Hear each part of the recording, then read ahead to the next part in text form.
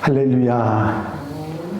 하나님께서 오늘도 우리를 사랑해 주셔서 불러주시고 또 은혜로 같이 해 주실 줄로 믿습니다. 다 같이 사도신경으로 신앙 고백 같이 하심으로 새벽 예배 하나님 앞에 같이 드리십니다. 전능하사 천지를 만드신 하나님 아버지를 내가 믿사오며 그 외아들 우리 주 예수 그리스도를 믿사오니 이는 성령으로 잉태하사 동정녀 마리아에게 나시고 본디오 빌라도에게 고난을 받으사 십자가에 못 박혀 죽으시고 장사한 지 사흘 만에 죽은 자 가운데서 다시 살아나시며 하늘로 오르사 전능하신 하나님 우편에 앉아 계시다가 저리로서 산 자와 죽은 자를 심판하러 오시리라. 성령을 믿사오며 거룩한 공예와 성도가 서로 교통하는 것과 죄를 사하여 주신 것과 몸이 다시 사는 것과 영원히 사는 것을 믿사옵나이다. 아멘. 하나님의 말씀은 요한계시록 5장 6절 말씀, 한 절 말씀 함께 보시겠습니다. 요한계시록 5장 6절에 있는 말씀입니다.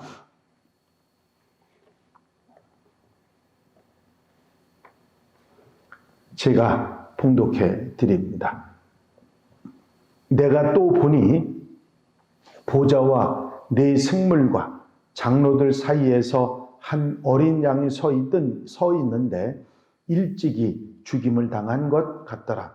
그에게 7뿔과 7눈이 있으니 이 눈들은 온 땅에 보내심을 받은 하나님의 7 영이더라. 아멘. 여러분들이 들으신 대로 이제 사도 요한이 하늘문이 열리고 천상에 올라가서 천상의 모든 광경들을 이제 보게 되는데 그 하늘 천상의 절정이 이제 나타납니다. 바로 어린 양의 등장이죠.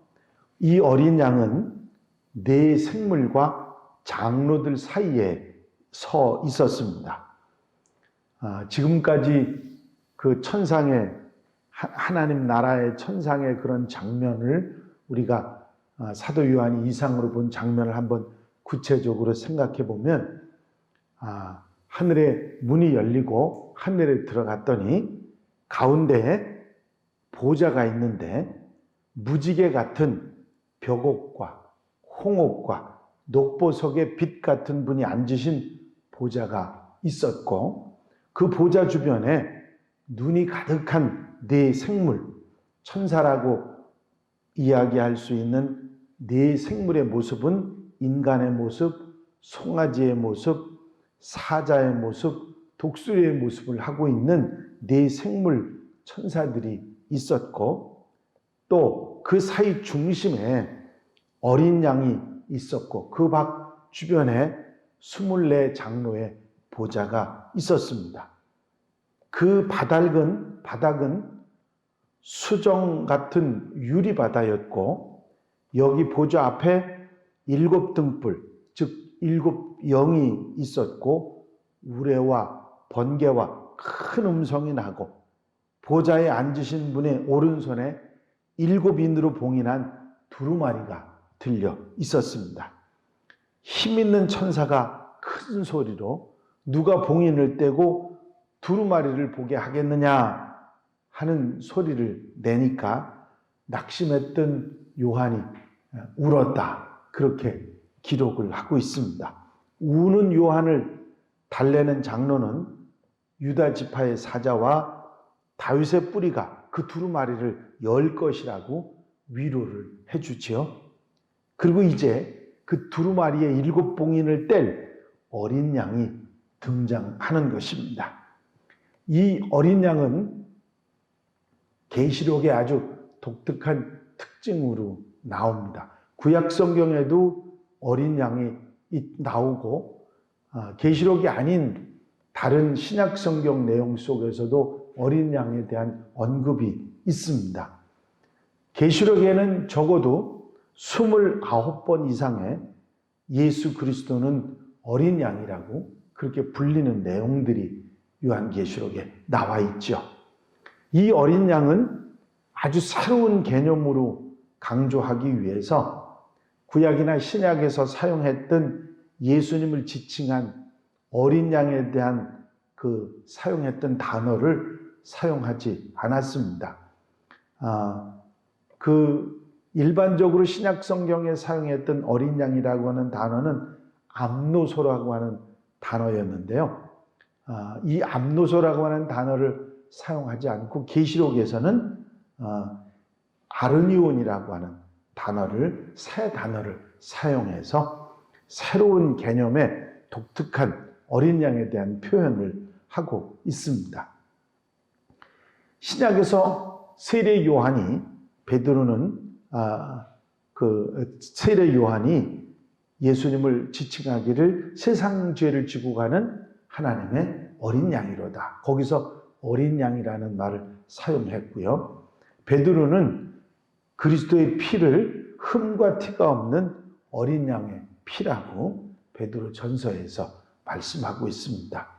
그리고 예수님에게와 초대교회에서 그렇게 애독하던 이사야 53장 7절에서 도살장으로 끌려가는 어린 양에 대한 기록이 나와 있죠. 이 모든 단어는 다 암노소라고 하는 단어로 기록되어 있지만 계시록에서 어린 양이라고 하는 단어는 일관되게 아르니온이라는 단어를 사용하고 있습니다. 이 아르니온이라고 하는 단어는 예레미야가 나는 끌려서 도살당하러 가는 순한 어린 양과 같으므로 하는 예레미야 11장 19절에 있는 그 말씀, 그 사용한 단어가 바로 그 단어입니다. 이런 그 특별한 단어의 사용은 계시록에서 요한은 아주 새로운 개념의 어린 양, 지금까지 사용됐던 어린 양을 포함하지만 새로운 어린 양에 대한 표현을 하고 있는 것입니다. 그 어린 양에게는 아직도 죽음의 흔적이 남아있다. 그런 표현을 하고 있습니다. 6절에 또 내가 보니 보좌와 네 생물과 장로들 사이에서 한 어린 양이 서 있는데 일찍이 죽임을 당한 것 같더라. 그런 말씀이 나오죠. 주님께서 희생하신 십자가의 희생의 모습이 하늘에서도 보여질 수 있었다. 그런 이야기입니다. 고통을 당하시고 고문을 당하시고 수치와 굴욕을 당하셨던 죽음으로 하나님의 어린 양이 인간의 죄를 위해서 십자가를 지셨던 가장 완전한 희생의 모습, 그 십자가의 이상이 그 어린 양에게 죽음으로 나타나 있었다. 그렇게 말씀하고 있는 것이죠. 하늘에서도 예수 그리스도께서는 우리를 사랑하시는 분이요, 우리를 위해서 자신을 희생하시고 자신을 주신 분이요, 자기 생명을 많은 사람들의 대속물로 주신 분이라. 그의 생명과 그의 죽음으로 인해서 죄를 속하여 주시는 은혜를 받았고 완전한 희생이 되신 분이다. 죽음이라고 하는 표현을 그렇게 하신 것이죠. 이런 끝없는 주님의 희생의 사랑을 이 어린 양의 모습에서 볼 수 있었다.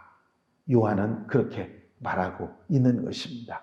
이렇게 어린 양의 모습에서 예수님의 희생과 사랑을 우리가 알 수 있을 뿐만 아니라 또 다른 반전의 이야기가 나오지요. 그것은 희생의 표시, 죽음의 표시를 아직 가지고 있는 어린 양이 7뿔과 7눈을 가진 어린 양이라고 하는 것입니다.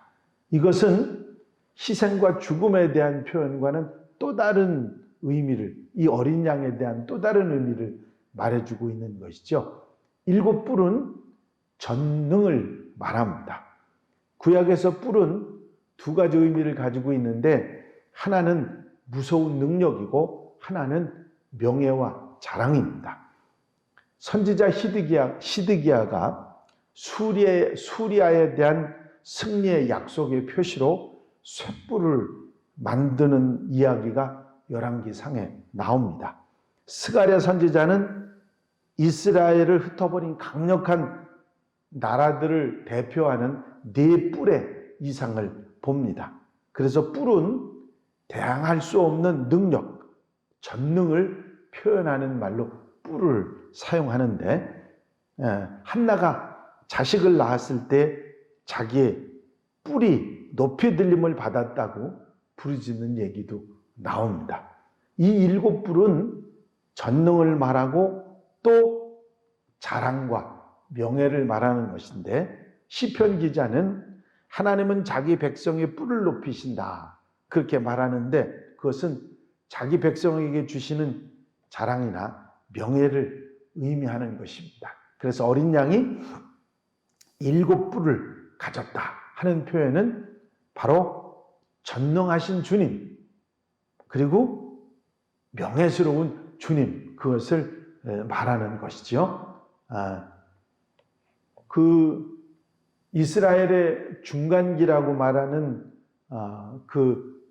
이스라엘 그 역사의 중간기에 이스라엘의 영웅이었던 마카비 가족들을, 마카비 혁명이 있었던 그때의 마카비 가족들을 뿔 달린 어린 양으로 그렇게 표현하는 내용들이 나옵니다. 그 구약 외경에 보면 그런 내용들이 나오는데, 여기에 우리가 아주 중요한 의미 2가지를 생각할 수 있죠. 어린 양은 일찍이 죽임을 당한 것 같았더라 하는 말로 희생의 십자가의 상징을 품고 있을 뿐만 아니라 동시에 원수를 진멸하고 쳐부실 능력과 명예를 가지고 있는 분이다 하는 이야기입니다. 그래서 7뿔, 그 다음에 7눈을 가지고 있었다고 하는 표현의 얘기가 나오는데, 이 눈은 모든 땅으로 보냄을 받은 성령님을 뜻하는 것입니다. 이런 모습은 스가랴에서도 나오고 있는데, 선지자 스가랴는 7등을 봅니다. 그것은 온 땅에 두루 행하는 여호와의 눈이라, 그런 말씀이 스가랴 4장 10절에 나와 있습니다. 이것은 모든 것을 보시는 하나님의 전능하심을 뜻하는 것이죠.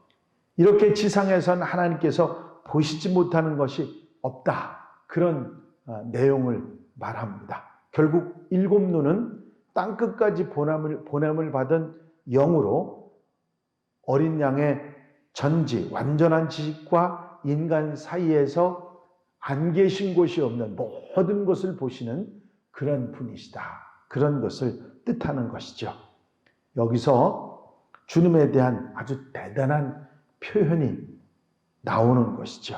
그는 이스라엘의 모든 희망과 꿈의 완성자라고 하는 것입니다. 그는 유다의 사자고 다윗의 뿌리인 메시아이시기 때문이다 하는 것을, 이 어린 양에 대한 짤막한 이런 내용을 가지고 완전하게 표현을 하고 있습니다. 예수는 이 땅에 오신 그리스도 메시아, 그분은 인간을 위해서 자신을 제물로 드린 희생의 흔적을 지닌 분과 동시에 전능하신 분이고, 그 보신 눈을 이 세상 누구도 피할 수 없는 그런 분이시다 하는 말을 이렇게 표현하고 있는 것입니다. 계시록에서 요한은 예수님에 대해서 위엄과 온유를 동시에 말하고 있는 것입니다. 주님께서 우리를 위해서 십자가의 고난을 당하셨을 뿐만 아니라 부활의 영광을 통해서 우리에게 그 명예스러움, 자랑스러움을 나타내신 것처럼 우리에게 주님이 그런 분이시다 하는 것을 이런 이상으로 나타내 보여주고 있는 것입니다. 요한계시록 이 천상의 모습, 어린 양의 모습을 이렇게 표현함으로써 주님에 대한 것을 완벽하게 다시 재현해 말하고 있는 것을 볼 수가 있습니다. 그렇습니다. 우리 주님 예수 그리스도는 이 땅에 오신 메시아이시고, 그분은 천상에서도 그 메시아로서의 모든 모습을 그대로 가지고 계신 분이지요. 죽음을 당하신 분 같더라 하는 것으로 십자가의 희생과 대속의 은혜를 우리에게 알게 하시고 일곱 눈으로 위엄과 또 권능과 능력과 전지한 능력으로 온 세상을 두루보시고 살피시는 하나님, 우리의 소망이 되시는 주님으로 말씀하고 있는 것이죠. 그분의 보시는 눈을 피할 수 없고 성령의 역사로 모든 것을 다스리시는 분, 그런 주님이 어린 양 예수 그리스도 그분이시다. 그렇게 말씀하고 있는 것입니다.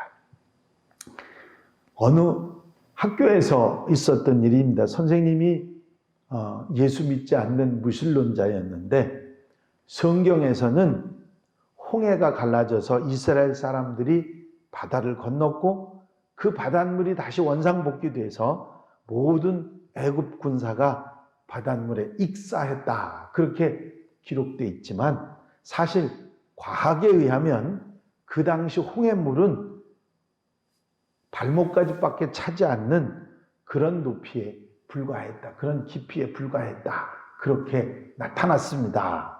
그랬더니 그 얘기를 들은 학생 하나가 이런 얘기를 했습니다. 선생님, 그러니까 놀라운 일이 아닙니까? 하나님께서는 그렇게 얕은 물에서 수많은 애굽 군사들, 군병들이 물에 빠져 죽게 했으니 정말 전지전능하시지 않습니까? 믿음의 눈으로 보는 거하고 그렇지 못한 거의 차이를 우리에게 말해주는 것 같습니다. 우리가 믿고 의지하는 우리 주님, 그분은 우리를 너무 사랑하셔서 당신의 생명까지 희생하신 분인과 동시에 놀라운 능력을 가지시고 온 세상을 다스리시는 분이다. 그 말씀을 이 어린 양의 형상으로 사도 요한이 천상에서 하늘의 장면으로 그것을 보았다 하고 우리에게 알려주고 있는 것입니다.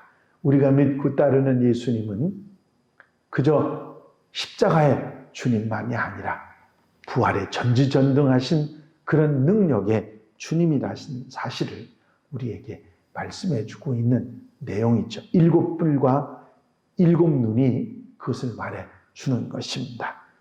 우리 주님, 내가 믿고 의지하는 예수님이 우리에게 구세주이시고 메시아이시고 그분은 우리를 위해서 대속의 은혜를 위해서 당신을 주셨을 뿐만 아니라 또 7뿔과 7눈으로 전지전능한 능력으로 세상을 돌아보시고 살피시고 함께 하시는 분이라는 사실을 우리가 분명히 깨닫게 하는 그런 말씀이죠. 오늘 이 말씀 마음에 두시고 이런 주님의 제자가 되고 하나님의 백성이 된 것을 감사하게 생각하고 자랑스럽게 생각하고 하루를 아름답게 사는 하나님의 백성들, 주님을 의지하고 사는 귀한 하루가 되시기를 주의 이름으로 축원합니다. 기도드리십니다. 사랑과 은혜가 한량없이 많으신 아버지 하나님, 이 땅에 오신 예수 그리스도 그분을 천상에 올라가서 하늘문을 열고 천상의 모습 가운데 보좌의 앞에 계신 어린 양의 모습으로 그 장면을 보고 우리에게 전해주는 요한의 이야기를 저희가 듣습니다. 죽음을 당하신 모습이 그 속에 있었고 또한 7뿔과 7눈을 가지신 어린 양의 모습을 통해서 주님이 어떤 분이신지를 우리에게 다시 한번 새롭게 가르쳐 주시는 사도 요한의 말씀을 듣습니다. 우리 주님은 우리를 위해서 당신의 생명을 들여 십자가의 은혜를, 대속의 은혜를 우리에게 주셨을 뿐만 아니라 전지전능한 능력을 가지고 온 세상을 성령으로 돌아보시며 사랑하시고 붙잡아 주시고 함께 하신 은혜로 우리를 이끌어 주시는 주님이심을 분명히 깨닫게 하시니 감사합니다. 우리가 믿는 주님을 다시 한번 우리 마음속에 새기고 우리 삶의 든든한 의지가 되시는 주님을 믿고 오늘 하루의 삶을 아름답게 살아가게 하여 주시옵소서. 사랑하는 성도들 곁에서 힘이 되시고 한날의 삶을 역사하시고 붙잡아 이끌어 주시옵소서. 허락하시고 사랑하시고 함께해 주실 줄로 믿사옵고 예수 그리스도의 이름으로 기도하옵나이다. 아멘. 주님 가르치신 기도 함께 드리십니다. 하늘에 계신 우리 아버지시여 이름이 거룩히 여김을 받으시오며 나라의 마옵시며 뜻이 하늘에서 이루어진 것 같이 땅에서도 이루어지이다. 오늘날 우리에게 일용할 양식을 주옵시고 우리가 우리에게 죄 지은 자를 사하여 준 것 같이 우리 죄를 사하여 주옵시고 우리를 시험에 들지 말게 하옵시며 다만 악에서 구하옵소서. 나라와 권세와 영광이 아버지께 영원히 싸움나이다. 아멘. 이 시간 기도하실 때에 교회 부흥과 발전을 위해서 공동 기도 제목들을 위해서 특별히 중보기도할 분들을 위해서 코로나19에 빨리 종식이 되기 위해서 또 어려움 당하는 이들 봉사자들 위해서 기도해 주시고 자유롭게 기도하시다가 돌아가시겠습니다.